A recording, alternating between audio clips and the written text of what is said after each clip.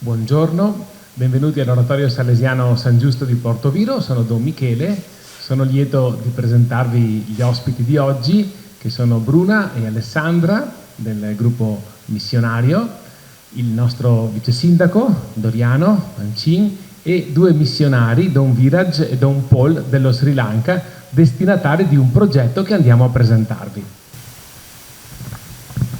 Buongiorno a tutti, siamo qui per presentare il progetto L'ascesa dei giovani nello Sri Lanka.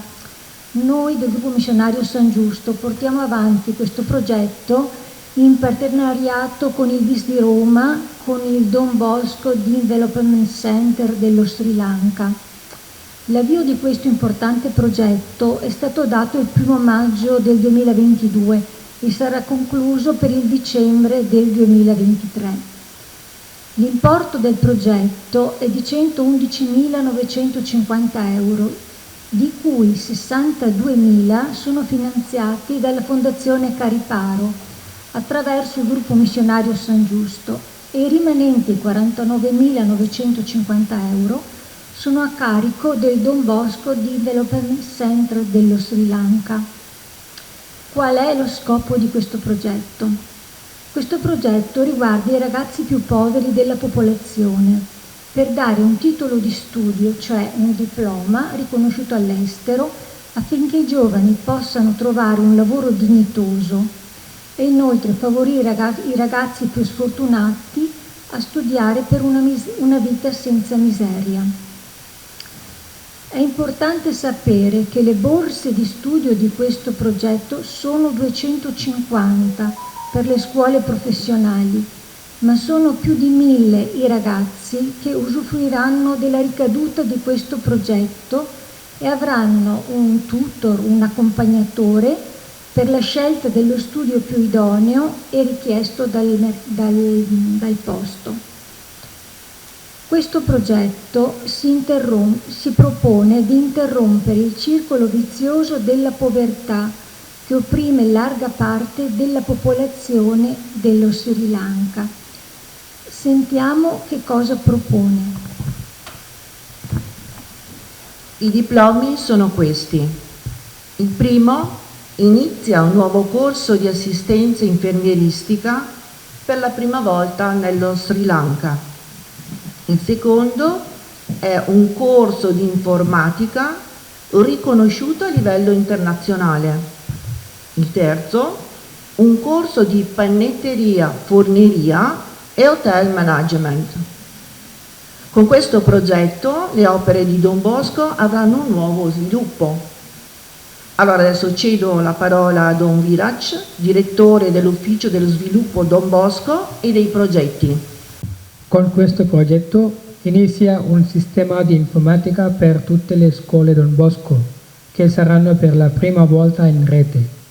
Le scuole Don Bosco sono riconosciute dal nostro Stato per la qualità dell'istruzione e per l'insegnamento educativo che prepara alla vita. Le nostre scuole sono quelle che offrono le maggiori qualifiche e accolgono i giovani più poveri, provenienti dalle realtà più sfortunate, compresi gli orfani che provengono dalla guerra dello Sri Lanka che è durata per 30 anni, lasciando miseria e distruzione. Cediamo la parola a Don Paul, che è vice ispettore dello Sri Lanka. Grazie Bruna. Da noi, come nel resto del mondo, le famiglie amano figli, ma a causa della povertà non possono andare avanti. E poi nello Sri Lanka i ragazzi, ma soprattutto le ragazze, provengono dalle famiglie povere, vengono spinte dalla famiglia al matrimonio per essere liberi dalla preoccupazione di dare loro da mangiare e dalla preoccupazione del futuro. Per questo i giovani non studiano, principalmente a causa della loro povertà. E siamo contenti di esprimere che in queste borse di studio li abbiamo ad un lavoro e una vita più umana e libera. Nello Sri Lanka circa 600.000 ragazzi si iscrivono alle scuole superiori, ma solo metà ha i mezzi economici per finire la maturità e solo 17.000 possono iscriversi alla università. Tutto il resto, e naturalmente tutto il resto, cominciano a fare qualche lavoretto e finire nella realtà sfortunate e pericolose. Invece con queste borse di studio possiamo dare la qualifica per un lavoro dignitoso. La scuola nelle nostre opere di Don Bosco fanno anche da traino per gli oratori nel pomeriggio. Dall'inizio del progetto la situazione è molto peggiorata. Mancano medicine, alimentari, benzina e materie prime con l'inflazione più alta del mondo di 130%.